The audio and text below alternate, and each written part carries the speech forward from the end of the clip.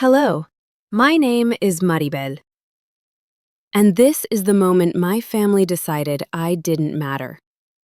It happened at dinner. My brother-in-law stood up, raised his glass, and bragged about flipping our family resort for an easy $75,000. Then he looked straight at me and called me useless. Dramatic. My sister looked away. My mother said I was overreacting. What none of them knew, what no one at that table bothered to ask, was that I had quietly bought that property 2 years earlier. And the man waiting outside, he knew the truth too. Before we go on, what time is it where you're listening from? And where are you right now? Tell me in the comments. Because if you've ever been erased by the people who should have protected you, this story is for you. The table was already full when I walked in, but they'd left a seat for me. Not at the head, not near my sister. Just one open chair, half tucked in, with a folded napkin and a sweating glass of ice water. The overhead lights had that soft gold tint, trying a little too hard to feel warm. Salt air drifted in from the back deck. I could hear the tide smacking softly against the dock posts outside. It smelled like grilled shrimp and lemon butter. They were all there. Mom, my sister Justine, her husband Drew, and a couple of second cousins we see just enough to call family. The kind of gathering where the wine flows before the menu is opened. The kind where people lean back in their chairs, half listening, half scanning the room for someone more interesting to talk to. I sat down, smiled like I meant it, and folded the napkin over my lap.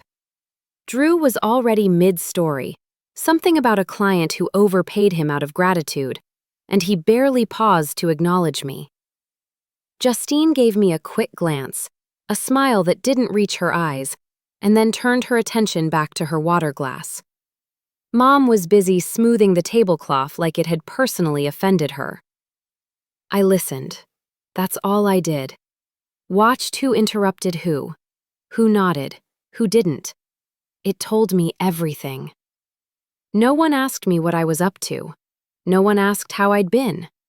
But I'd stopped expecting that years ago. By the time our drinks arrived, Drew was practically vibrating with the need to stand. He tapped the side of his wine glass with a butter knife. Okay, he said, grinning. Let's raise a glass. Big news. Chairs creaked. Everyone turned.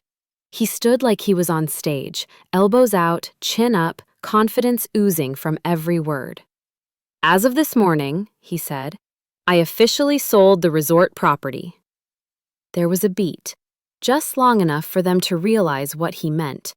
And then the table burst into claps, laughs, a few raised eyebrows.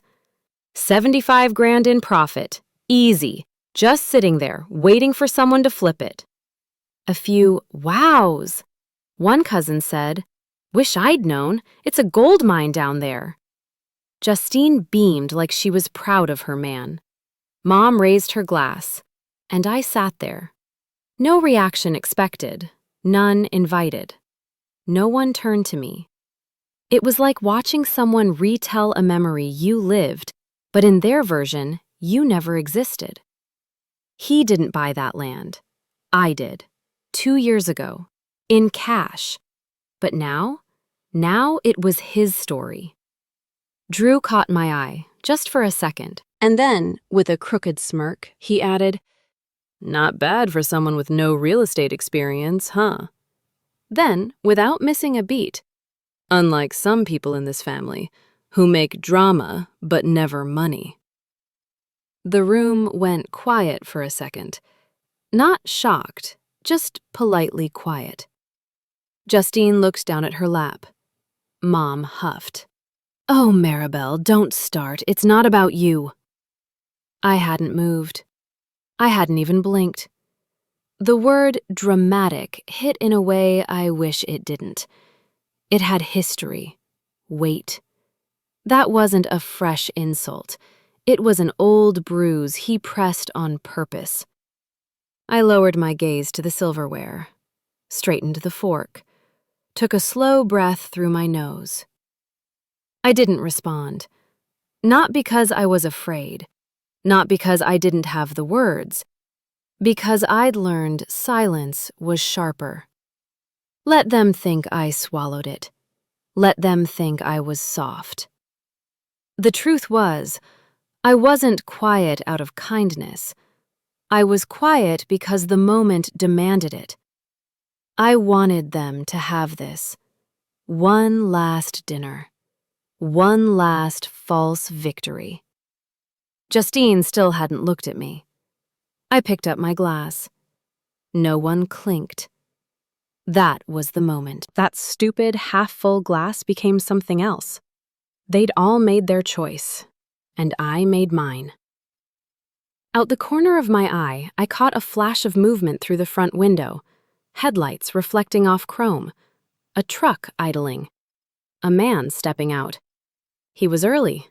Good. I smiled, not because I was happy, but because I understood the exact kind of hole Drew had dug himself into, and I wasn't going to stop him from shoveling.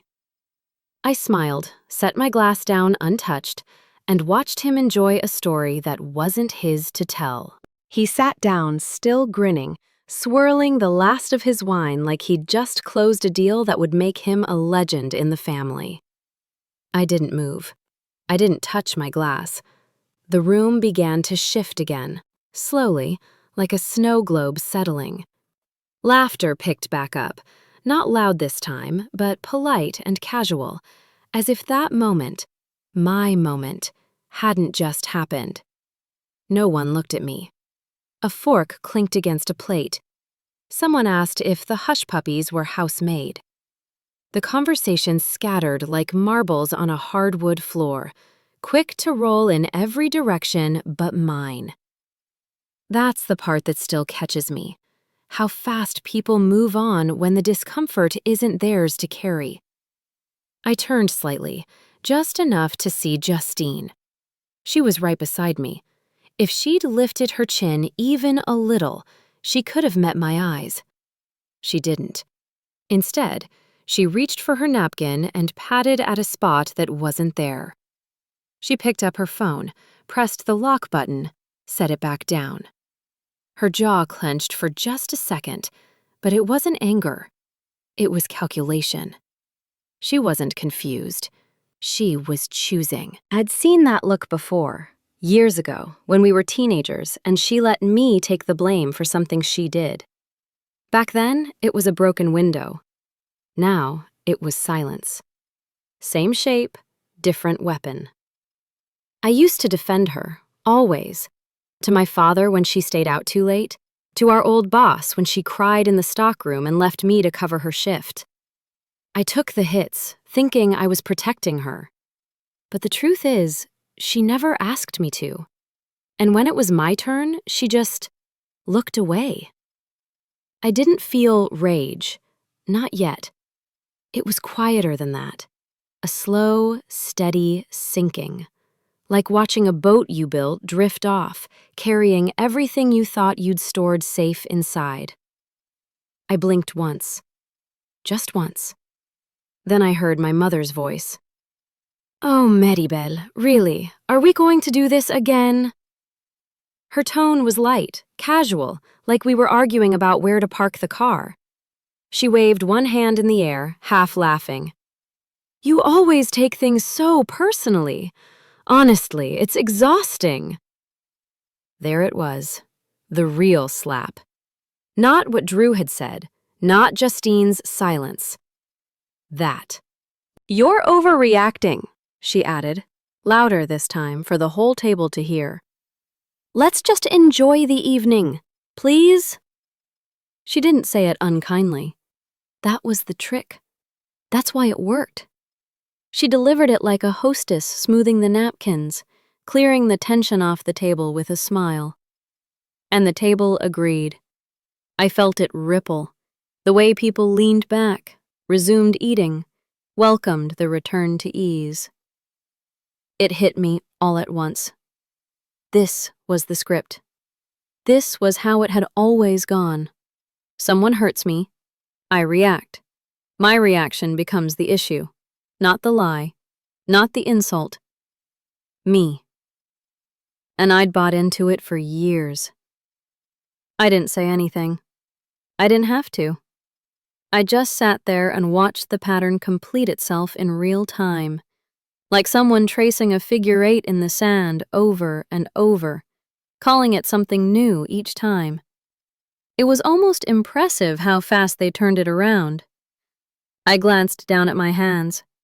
They were steady, not shaking, not clenched, just still. I imagined standing up, saying it all. How Drew never had the money to buy that land, how he begged me to put it in my name until the market bounced back, how I'd kept every receipt, every email. I imagined the fallout, my mother's gasp, Justine's forced outrage, Drew's quick temper flaring into some speech about being misunderstood. And I imagined where it would land. Me, labeled dramatic, difficult, bitter. So I didn't. I stayed seated, not out of fear, but out of strategy. There's a kind of power in choosing your silence, in knowing you could blow it all up, and instead, you let the room think you folded. Only I hadn't. I'd just paused the play. But I knew, with certainty now, that this would cost me. Not forever, but tonight. I would pay the price of being the bigger person. One last time, because next time, I wouldn't be so quiet. I leaned back slowly, let my shoulders relax, let them believe I'd let it go. But inside, something settled. Not anger exactly, but recognition, clarity. That was the moment I realized this wasn't about one lie. It was about how easily my place could be erased. I stayed seated long enough for the plates to be cleared and the conversation to drift into lighter things. Dessert menus, someone's upcoming trip, the usual filler that pretends nothing cracked. When the server passed by, I caught her eye and asked for the check for my portion. Quiet, polite, no announcement. I stood, smoothed my jacket, and said I was heading out. No one stopped me. The door closed behind me with a soft thud, and the noise from the dining room dropped away like it had been turned down by a careful hand. Outside, the air was cool and damp, heavier than inside. I took a breath that felt like the first honest one of the night. The drive home was short, but the quiet stretched. Streetlights slid across the windshield in steady intervals. The radio came on by habit, low, some familiar song I didn't need to listen to.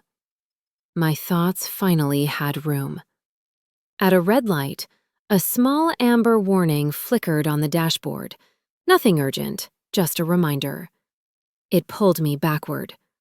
I remembered other tables, other rooms, other nights when I'd been useful without being seen. There was the Thanksgiving when the power went out and I found flashlights, set up candles, and got the turkey finished anyway. Everyone laughed about the adventure later. No one remembered who kept it from turning into a mess. There was the summer reunion when schedules collapsed and hotel rooms vanished. I stayed up late, rearranged plans, made calls, covered gaps. By morning, it all worked. Later, someone joked that it had just worked out. That was the version of me they kept. Helpful, quiet, replaceable. The light turned green. I drove on. What they remembered wasn't wrong, exactly. It was incomplete. Pieces lifted out, rearranged, assigned to the group instead of the person who did the work. Over time, my part faded until it felt optional. I passed a familiar corner and thought about the check. It was years ago, during a rough stretch when bills stacked up and no one wanted to touch the problem. I'd written the amount carefully, tore it from the book, slid it across the table without ceremony. It fixed what needed fixing. No speeches, no strings. At the time, it mattered. It mattered a lot. Then, it disappeared. Not the money, the memory. The gratitude expired fast, like it always does when the solution is quiet. I never mentioned it again because I didn't want a scoreboard. I told myself it was better that way. But silence has a cost. The road curved toward my neighborhood. Houses sat dark and still, windows reflecting back my headlights. I understood something then that I hadn't been willing to name before. Being easy had taught them I was optional. Being steady had taught them I'd absorb anything. I'd learned how to smile through it. Not a cheerful smile, more like containment. A way to keep moving without spilling everything in the middle of the room. It had kept the peace. It had kept me upright. It had also kept me small. I stopped wondering why they didn't see me. That question had gone nowhere for years. The better one arrived instead, clear and uncomfortable. Why did I keep letting them decide the version of me that mattered? I turned onto my street and slowed, the familiar shapes of trees and mailboxes grounding me back in the present. I pulled into my driveway and let the engine idle. The house sat quiet, waiting. I stayed there a moment longer, hands on the wheel, listening to the hum fade in my chest. Something fundamental had shifted. Not loudly, not dramatically, but permanently. By the time I turned off the engine, I knew this wasn't just about the past. It was about what I was willing to allow next. I sat in the car for a long while after shutting off the engine. The interior light faded out slowly, leaving me in the dark, the way I preferred it. My hands rested on the steering wheel, not clenched, just still. I wasn't frozen. I wasn't scared. I was simply sorting. The image came back to me like it hadn't really left. The truck idling near the restaurant's side lot. I had seen it clearly enough through the window when I glanced outside during that awful toast. It hadn't registered then, not fully. But now, hours later, the detail wouldn't let go.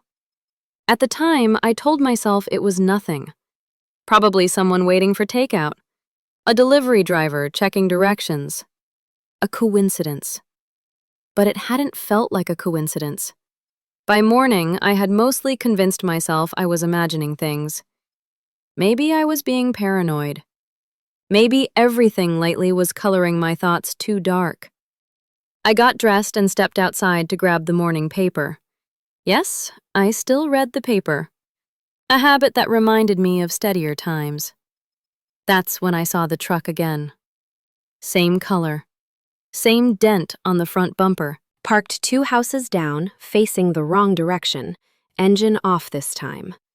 I didn't panic, but my pace slowed. As I reached the end of my driveway, I saw him.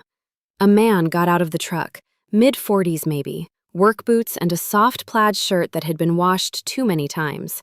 He looked like someone who spent his days outside, not behind a desk. His expression was cautious, almost apologetic. He held up his hand, not in a wave, more like a peace offering. "Ma'am," he said gently, "sorry to bother you.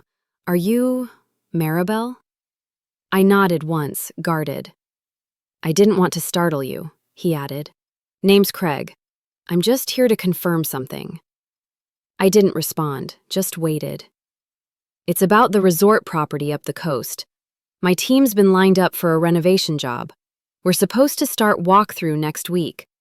I was told the owner lives here, that you'd be the contact person." Something inside me snapped to attention. "And who told you that?" I asked, though I already knew. He shifted awkwardly. "A man named Derek. Said he's your brother-in-law? He's listed on all the prep emails as the primary." I stood there, watching him, my heartbeat steady. No panic, just a tightening clarity. "You were waiting outside the restaurant last night," I said. He blinked. "Yeah, that was me." Derek told me to meet him there for a quick walkthrough of the property. Said he'd introduce me to the family afterward. Then he messaged to cancel, told me not to worry about it. I thought maybe I misread the time. No, I said. You didn't. He glanced down the street, then back at me. I'm just here to make sure the schedule's still good. We've got materials ordered, guys on hold. If there's been a change, there has, I interrupted gently. The resort property is mine, not Derek's. Craig's brow furrowed. I'm sorry? I bought it 2 years ago. It's in my name. There's no flip project. Not through him. He went quiet for a moment. He said you were just helping. That you were sort of hands-off, emotionally attached but not really involved, just letting him handle it. Did he now? Craig reached into his truck and came back with a clipboard. He signed this. It's a site agreement for prep work. There's a project scope too, cost estimates and payment breakdown. His name's all over it. I scanned the documents. My name was there too. In the property description, the parcel number, the title record. All accurate. But only my name should have been there. I didn't authorize this, I said evenly. He's not listed on the title. He has no signing rights. Craig exhaled slowly, rubbing the back of his neck. Well, this is awkward. More than awkward, I said. It's fraud. He didn't argue. Instead, he lowered his voice, glancing around as if we were being watched. Look, I've worked jobs like this long enough to know when something smells off. I had a bad feeling last night when he bailed without explanation. But this changes everything. I stayed composed, though every part of me wanted to storm inside and scream. Not because of the lie, but because he had used my silence as leverage. He had counted on me not speaking up, counted on me playing my usual role, quiet, accommodating, non-confrontational. Craig continued. I'm not touching this unless it's clear. No offense, but if there's gonna be a fight over ownership, I need to protect my crew. There won't be a fight, I said. There will be clarity. He nodded slowly. You want me to send you everything I have? Yes, please do. And Craig? He looked up. Thank you for coming to me. He gave a half smile. Honestly, you're the first one who's answered anything straight in this whole deal. That's worth something. As he left, I stood on the porch for a few more minutes, watching the truck disappear around the corner. My hands didn't shake. My breath stayed even. But something inside me had shifted again. This wasn't a misunderstanding. This wasn't a miscommunication. He had crossed a line. He hadn't just lied to my family. He had spoken for me, without permission, without right. And I had let it happen. Until now. That was the moment I understood he wasn't just lying to my family. He was using my silence as permission. The morning after Craig showed me the forged documents, I sat in my kitchen with the blinds drawn, staring into a cup of coffee that had gone cold. I'd barely slept. Not because of fear, not even anger. It was the weight of choice, of what it meant to finally confront the pattern I'd spent years swallowing. I didn't call a lawyer, not yet.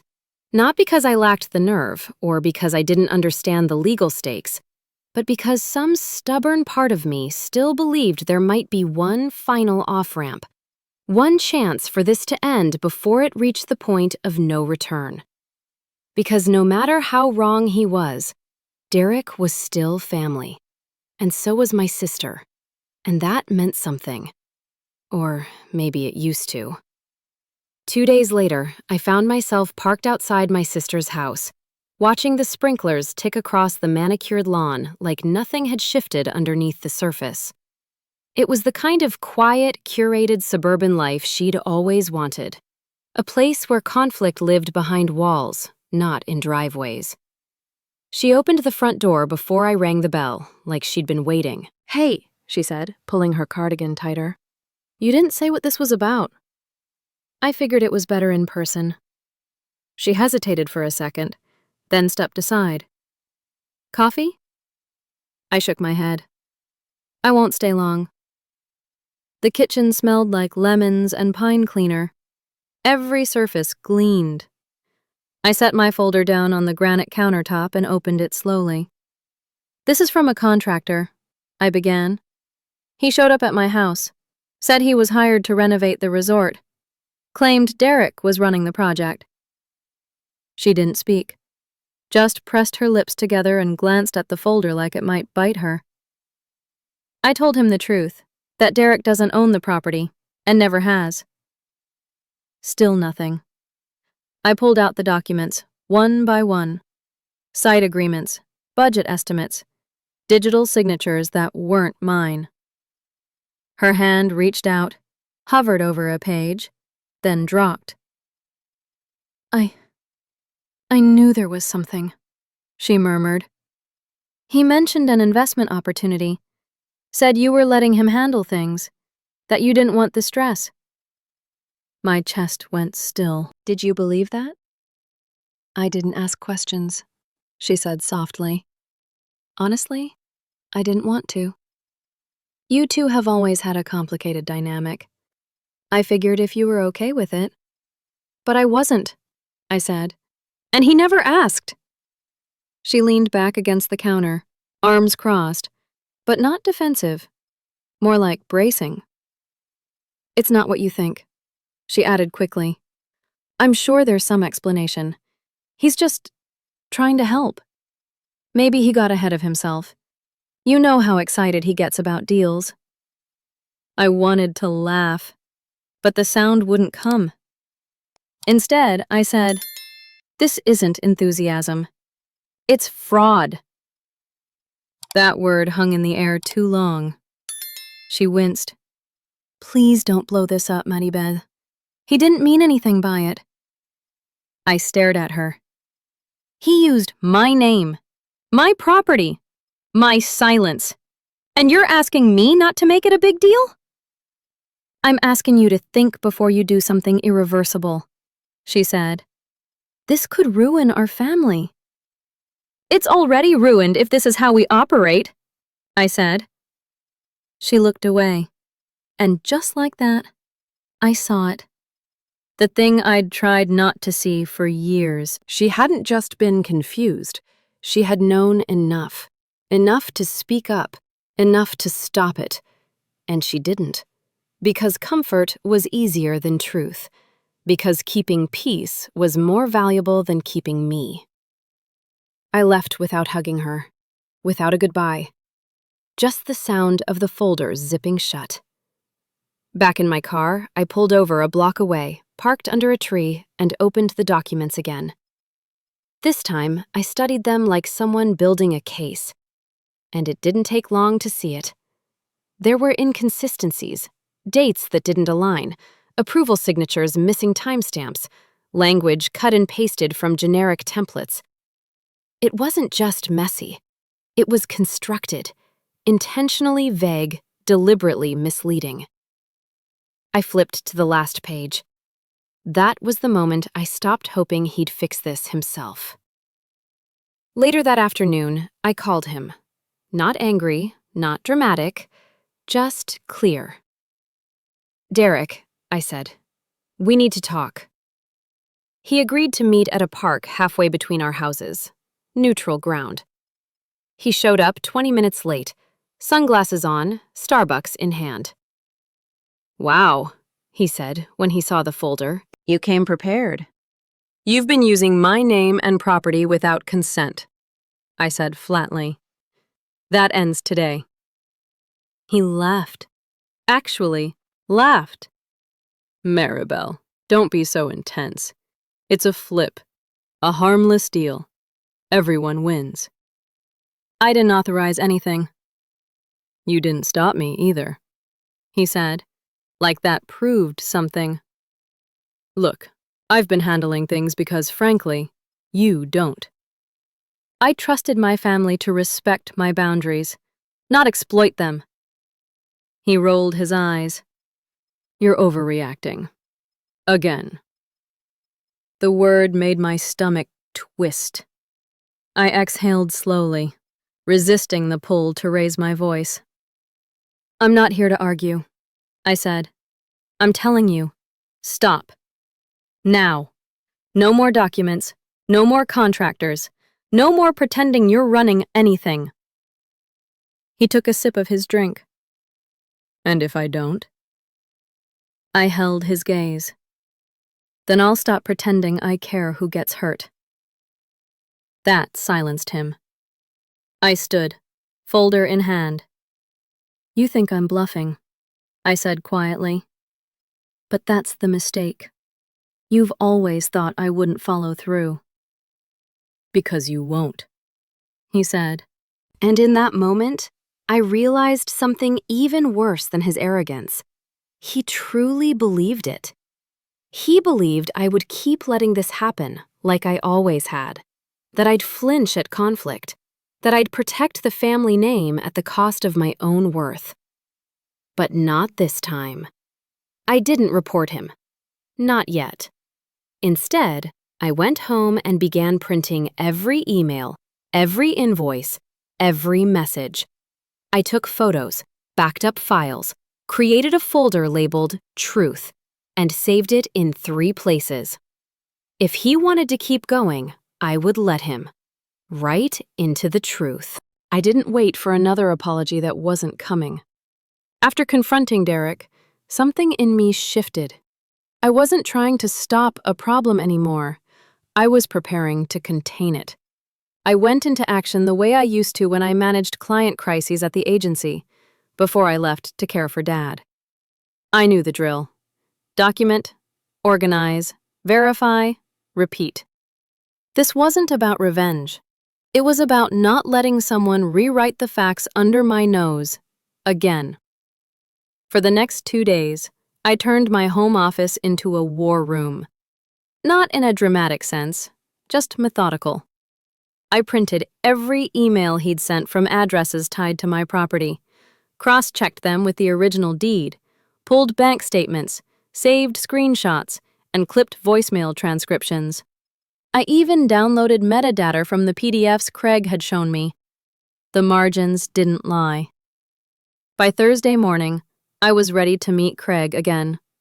He was the contractor who'd shown up that day outside my home, papers in hand, thinking Derek had authority. I'd texted him the night before and asked for a few minutes of his time. Somewhere quiet. We met at a small diner near the highway. One of those places with sun-faded menus and waitresses who called everyone sweetheart. I arrived early, chose a booth away from the windows, and ordered tea I wouldn't drink. Craig walked in exactly on time, ball cap pulled low. He looked tired, like someone who hadn't slept fully in days. When he slid into the booth across from me, he didn't speak first. I appreciate you meeting again, I said, setting the folder between us. I've had a few long nights since our last talk, he said. This whole thing's a mess. It is, I said gently. And you deserve to know the full picture. I opened the folder slowly, letting him see the deed with my name on it, then the county records, then the dated tax statements. No commentary, no embellishment, just facts. His expression didn't shift immediately, but something in his posture did. He sat straighter. So you really do own it, he said, almost like he was confirming it to himself. I always have, I said. No LLCs, no transfers. My father left it to me outright. Craig exhaled through his nose and ran a hand over his face. I should have checked, he muttered. You trusted the man who brought you in, I said, and that trust was abused. I'm not here to assign blame. I'm here because you deserve to know where you stand before this gets any worse. He nodded, slowly.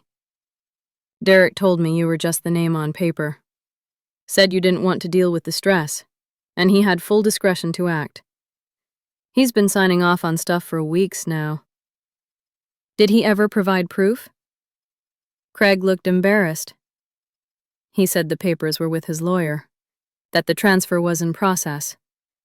He was confident. And I didn't think someone would go that far unless they had the authority. You're not the first person he's misled, I said. But you don't have to stay complicit. He paused, then said, carefully, if I walk away now, I lose everything I've invested. Labor, deposits, crew time. If I stay and this goes legal, I could be named in the mess. Either way, I'm exposed. I nodded. Which is why I'm showing you all this. I can't protect you from fallout, but I can offer you clarity. If you document your side, who told you what, when, what you were shown, you stop being a pawn and start being a witness. He looked at the folder again. His voice was quieter when he said, You really think he knew what he was doing? I know he did, I said. This wasn't a misunderstanding. It was calculated. Craig sat back, his coffee untouched. So, what do you need from me?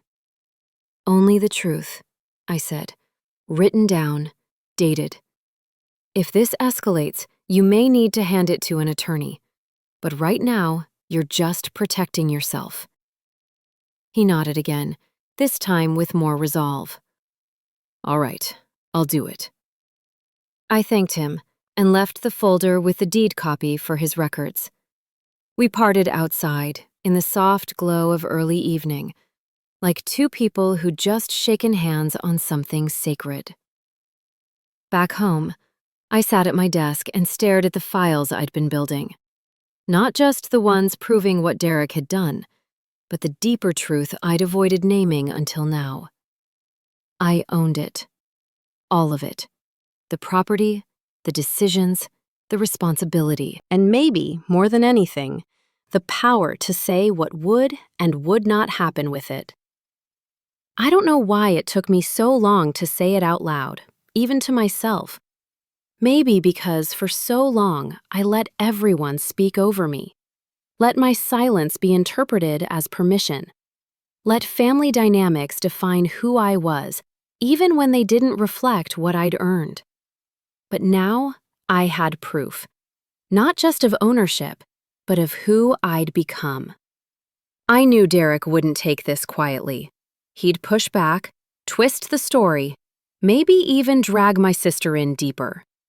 And I knew my family wouldn't believe me easily. Not because I wasn't credible, but because believing me would mean admitting they'd ignored me for years. Still, I kept preparing. Organized every file into a master folder, physical and digital. Labeled it, password protected it, printed a second set for my safe. Because once the truth exists in black and white, it can't be unseen. And I was done hiding behind polite conversations. By the time I closed that folder, I knew he wouldn't stop on his own. And that meant he would strike back. After I shut that folder, a stillness settled over the house that felt more like tension than peace. The kind of quiet before a window pane cracks. I knew it wouldn't last long. And it didn't. 3 days later, a thick envelope landed in my mailbox, addressed to me but unfamiliar in tone. The return address was a financial institution I didn't recognize. I opened it at the kitchen counter, expecting another routine notice, maybe spam. It wasn't. Inside were multiple documents, loan pre-approvals, title verifications, and a property valuation report. My name was printed clearly across the top. But the details, the numbers, the dates, the purpose, none of them matched anything I'd applied for. I flipped through page after page, trying to make sense of it. Somewhere in the application, the words renovation leverage jumped out.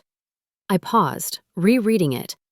Then I saw the phrase again, this time in a notes section. Owner confirmed flip project with managing partner Derek E. He didn't even try to hide it, just wrapped himself in my name like a jacket he assumed he could wear. I dropped the pages onto the counter and stared at them, heart pounding not from fear, but fury. This wasn't just deception anymore. It was theft. That night, I didn't sleep. I scanned the documents again, highlighted phrases that matched things Derek had said in passing. I compared timelines. I looked up the lending company. It was real. Which meant if I didn't act fast, something in my name could be finalized, without my consent. The next morning, my phone rang. Then it rang again. And again. Different numbers, same people. My sister, my aunt, even my cousin in Michigan who I hadn't spoken to since the funeral.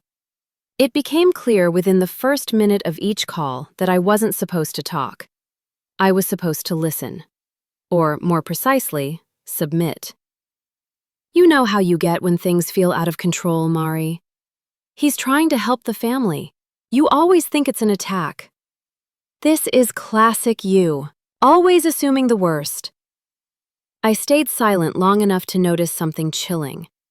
They were using the same language. Different voices, same script. It felt rehearsed. No one asked me what happened. They came with conclusions and wanted me to conform. She's always like this, one of them said, halfway through a call with too many people on the line. It wasn't shouted. It wasn't even said in anger. It was said with a sigh, like someone tossing a line they'd used before and didn't need to defend. They'd turned me into a character. And just when I thought that line had done the damage, someone laughed. Not mocking, just casual, dismissive. Like the way you laugh when someone tells you a toddler thinks they're going to drive a car. I didn't respond. I didn't list all the facts, didn't defend my sanity, didn't shout the words identity theft or property fraud into the phone. I just let them finish. After the last call ended, I stood in the middle of my kitchen, the morning light cutting across the floor, and decided I was done playing defense. Done trying to reason with people more invested in the illusion of peace than the reality of harm. So I drove straight to the county recorder's office. No appointment, no warning. I walked in with my ID, a file of property documents, and the certainty that I'd wasted enough time waiting for fairness to show up. At the counter, I asked for a review of all recent activity tied to my parcel number. The woman behind the glass took her time, clicked, scanned, her eyes paused. "There's a pending note," she said slowly. "Someone filed an intention to refinance tied to this address. It's not finalized yet." "Who filed it?" I asked. She turns the screen to show me. His name, not mine. He had forged forward again, closer to actual damage this time. "Can I file a block?" I asked. "Yes," she said. "You'll need to fill out this form and bring notarized proof of ownership." Which, she looked down at the stack in my hand, "looks like you already have." I filed everything right then. No drama, no tears, just action. Back home, I made 2 calls, one to a legal contact I trusted from years ago, another to the financial institution that had sent the original mail. I told them calmly that I was not a participant in any loan application. I requested all future action be frozen and flagged for fraud investigation. I didn't call my sister. I didn't call my brother-in-law. What was there left to say? They weren't interested in facts. They'd chosen the story that let them keep functioning, even if it required erasing me from my own life. But this time, I wasn't stepping out of frame. Let them spin their story. Let them lean on the same tired lines they've used since I was 15, and dared to say I disagreed. She's always like this. Well, now this version of me came with receipts. He had escalated, gone all in, crossed into legal territory he didn't fully understand. And once someone does that, Once they take your silence and write their name over it in ink, it's only a matter of time before it catches fire. If this was going to end, it would end in the open. 3 days passed like a slow inhale, one I didn't let out until I had a plan. I marked the calendar in red ink. 1 week. That's all I had before the loan review hit, and the contractor's team broke ground with money tied to my name. That date wasn't just a deadline. It was a fuse already lit. For the first time in weeks, I didn't feel reactive. I felt steady, focused. There was no more chasing approval or hoping someone in the family would wake up and ask the right questions. This wasn't about fixing things. It was about drawing a line that couldn't be moved. I spent the morning at my desk, stacking proof. The deed with my name, not his. Emails with date stamps. Copies of permits he'd claimed to file on our behalf, when the our never included me. I highlighted timelines, flagged signatures, organized every piece like I was preparing for court. Because maybe I was. But I wasn't going to court. Not yet. I chose the meeting. Derek had called for it himself. "So we can clear the air," he'd said in a group text like he was doing me a favor. The plan was to meet at the family's old beach rental, the same place we used to toast anniversaries and birthdays, now a front for a scam I'd been written out of. This time, I didn't ask who would be there. It didn't matter. I knew what I was bringing. I also made one quiet call to the contractor, asked him to swing by halfway through. I told him he didn't need to speak if he didn't want to, just be present. His silence, by then, said enough. When I pulled into the driveway that afternoon, the air smelled the same, salty, a little sweet from the old pine out front, but nothing else felt familiar.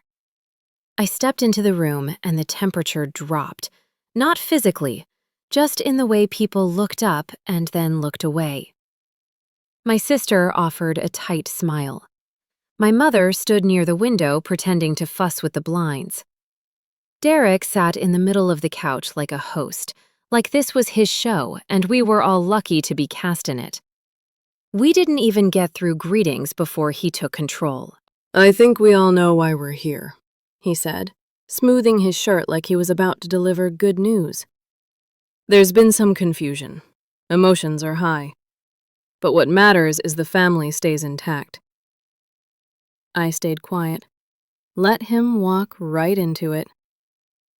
He talked for a few more minutes, spinning the same tired lines. How he was just trying to help. How miscommunication could happen. How this wasn't that serious. Then he looked straight at me and said it. "You're not even involved in this, Maribel." The room hushed. Not in shock, more like they were bracing for me to either explode or collapse. That was the old pattern. Cue the emotion, cue the mess. But I didn't flinch. I just looked at him and said nothing. Not yet. Instead, I pulled the folder from my bag, laid it flat on the table in front of me, and opened it like I had all the time in the world. I didn't explain. I didn't defend. I let the documents speak first. Deed, tax records, signed emails, a notarized statement from the lender confirming my name had been used without permission. No drama, just truth. Then, without looking at him, I said, "This is my property. It always has been. Your name's nowhere on it." Silence. Then shifting chairs. Then the smallest sound of someone clearing their throat. I kept going, but not with anger, with facts. "You initiated a loan. You used my signature. You submitted false ownership information. I have copies of every step you took." Then came the knock. The contractor stepped in, nodded once at me, then turned to the room. Derek blinked. He wasn't expecting that. The contractor didn't say much, just confirmed what I'd told him, that he'd been led to believe Derek had the authority, that he now understood otherwise, that he was pulling out. No one said a word. Not my mother, not my sister, not Derek. The lies didn't unravel, they cracked. Because when you expose a story built on silence, the silence becomes deafening. After the contractor left, I closed the folder slowly. "I'm not here to fight," I said. "I'm here to end this. And from this point on, everything goes through my attorney." I looked at each of them, one by one. No rage, no begging, just truth, finally standing on its own. Then I stood up, slid the folder back into my bag, and walked out. No one followed. No one called after me. Whatever version of me they used to talk over, dismiss, or fold into their own comfort, that version was gone. This wasn't about winning. It was about reclaiming. And when the room finally went silent, I knew the story was no longer his to tell. After that meeting, the air didn't clear. It just got quiet. The calls didn't stop all at once. They thinned. First came the missed messages that didn't ask how I was, just floated generic things like, "Let's not let this ruin the family." Then the silences stretched longer. No follow-ups, no apologies, just space. And space, it turns out, is underrated. I used it. I filed every document I needed with the county. I answered emails with dates, not feelings. The bank finally flagged the fraud. The contractor submitted his statement. No dramatic takedown, just lines of paperwork moving through a machine designed for truth, not loyalty. There was no gloating, just relief that the machine was working where people had failed. At some point, my sister sent me a card. Not a real apology, just a card. One of those blank inside types, with a picture of a bluebird and the words, "Thinking of you." She wrote, "I didn't know how bad it got. Hope you're okay." It sat on my counter for 3 days before I tossed it. I didn't need her to fix it. I just needed her not to make it worse. A few relatives sent messages that tried to sidestep the issue. Families are complicated. You know how Derek can be. No one asked what I needed. But no one pushed back either. Not anymore. And that was enough. I went back to the property on a Tuesday afternoon. Alone. The drive felt different now. Less like I was approaching a battlefield. More like I was reclaiming ground that had always been mine. The porch creaked the same way it always had. A window shutter still hung loose from the storm last spring. I jotted that down in a small notepad. One thing at a time. Ownership felt quieter than I expected. There wasn't any music playing in my head, no movie ending crescendo. Just the sound of gravel under my shoes, the rustle of wind through dry pine needles. But in that quiet, something deeper settled in. A kind of rootedness. Later that week, I was at a retirement party for a former coworker. It was low-key, finger foods, plastic cups, people laughing about things from 20 years ago. Someone raised a glass for a toast. I picked up mine, then set it back down. No one noticed. I didn't need to be seen holding it. I didn't need to make a show of saying no. I just knew it wasn't for me anymore. Not out of fear, but out of choice. There was power in that kind of no. That night, driving home, I thought about a moment years ago. A dinner where everyone was talking over each other and someone made a joke at my expense. Something small, but sharp. I had wanted to say something, to push back just a little. I didn't. I'd held the silence then like it was armor. Back then, it was survival. Staying small kept things calm. Now, silence felt different. It wasn't shrinking. It was choosing where to spend my voice. I'd used it exactly when it mattered. And now I didn't owe anyone the echoes. I no longer waited for someone to say, "You were right." I didn't need them to believe me first. I had proof. I had my name back. I had the land under my feet. They could think what they wanted. I had stopped needing permission to stand in what I knew. That following weekend, I spent a few hours walking through the resort house with a local contractor. This time, one I hired. We talked repairs, a new roof, updated plumbing, nothing glamorous, just the bones of the place. By early evening, I was locking up, walking room to room, lights off, doors shut. The last one I turned off was the porch light. I paused with my hand on the switch. Just a breath. Click. And then I stepped into the night with keys in my hand and no one left to answer to. I didn't need them to understand me anymore. I understood myself, and that was enough.